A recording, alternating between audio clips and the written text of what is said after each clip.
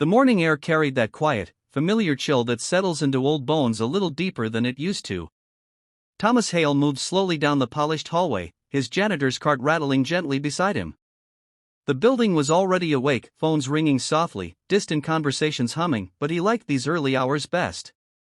There was something honest about them. No rush, no pressure. Just the steady rhythm of work and the comfort of routine.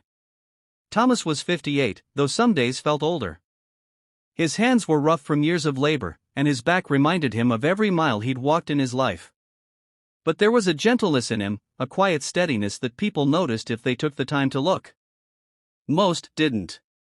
He paused near a large glass window overlooking the city. For a moment, he watched the sun rising between the buildings, casting a soft golden light over everything. It reminded him of mornings long ago when his wife, Laura, would sit at the kitchen table with a cup of coffee, smiling at nothing in particular. That had been another lifetime. Dad? The memory faded as a voice echoed in his mind, his daughter's voice. Emily.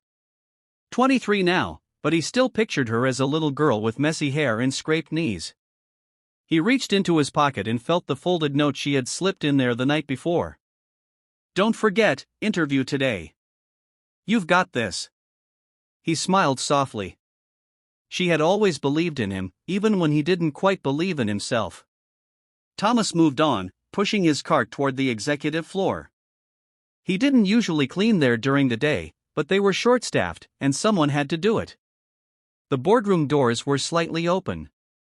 Inside, the space was pristine, long polished table, leather chairs, and at the far end, a sleek laptop left open, glowing faintly. It looked expensive. The kind of thing Thomas wouldn't even dare touch.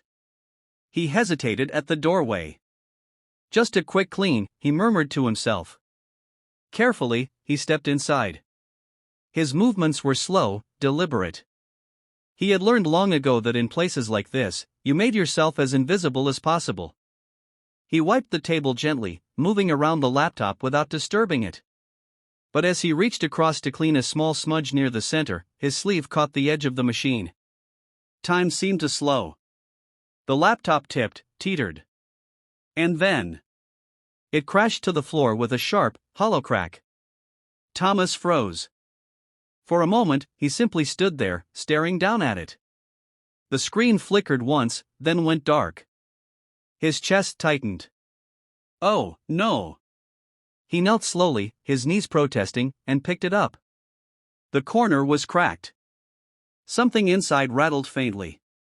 He closed his eyes. This wasn't just a mistake. This was the kind of mistake that cost people their jobs. Maybe more. Footsteps approached. Excuse me, what is going on here? Thomas turned. Standing in the doorway was a tall woman in her early 60s, her posture straight, her expression sharp but not unkind. Her silver hair was pulled back neatly, and there was a quiet authority about her. Margaret Whitaker. The CEO. Thomas had seen her before, always from a distance. I'm sorry, ma'am, he said softly. It was an accident. I didn't mean.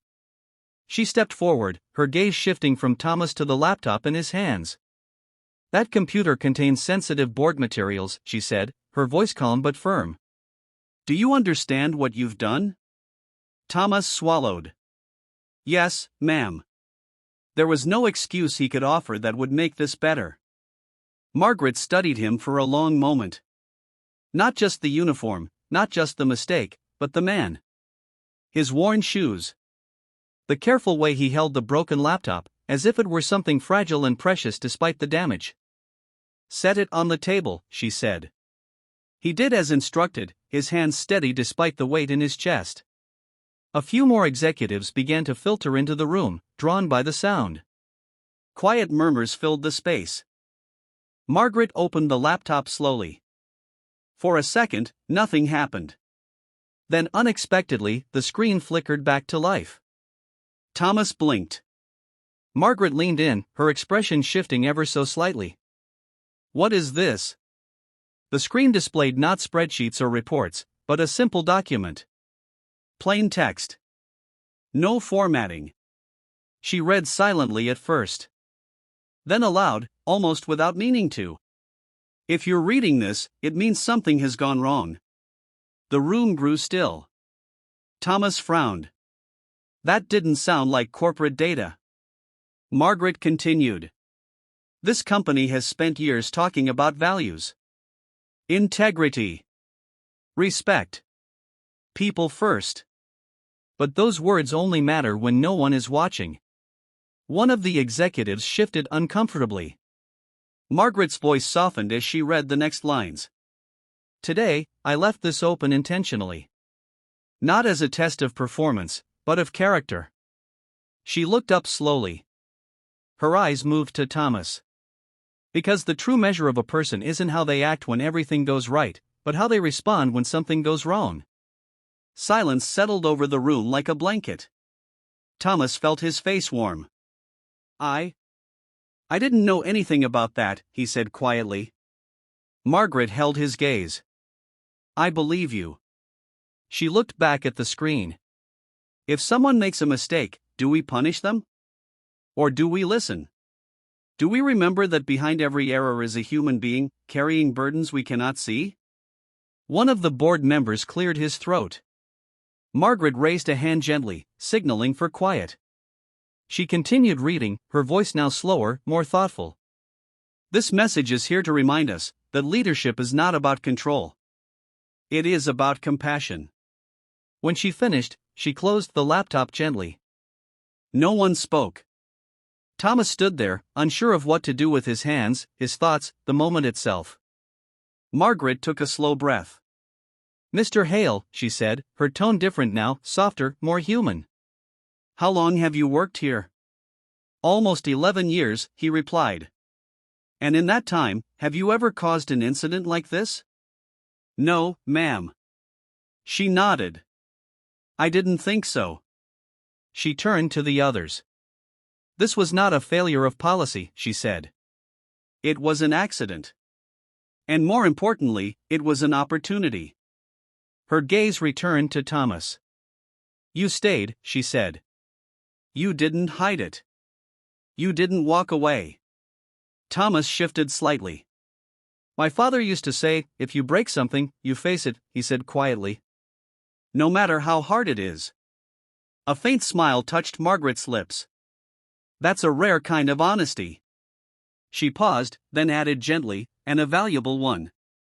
The tension in the room began to ease, replaced by something quieter, more reflective. Margaret looked around at her board. I think we've all just been reminded of something important, she said. Something easy to forget in rooms like this. She turned back to Thomas. The laptop can be repaired, she said. But character, that's something you build over a lifetime. Thomas felt a weight lift from his chest. Thank you, ma'am, he said softly. As the meeting began to resume, Margaret stepped closer to him. Your daughter, she said quietly. You mentioned her in your employee file. Emily, isn't it? Thomas nodded, surprised. Yes. She's looking for work? He hesitated. Yes, ma'am. She has an interview today. Margaret smiled gently. Tell her to come see us, she said. We value people who come from good homes. Thomas blinked, emotion catching in his throat.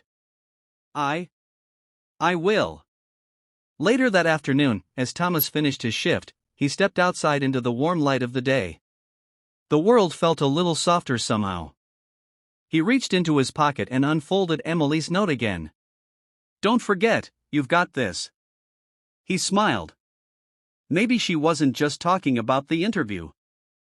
Maybe she had always known something he was only just beginning to understand. That even in the quietest lives, in the smallest moments, kindness still matters. And sometimes, when something breaks, it opens the door for something far more important to be seen.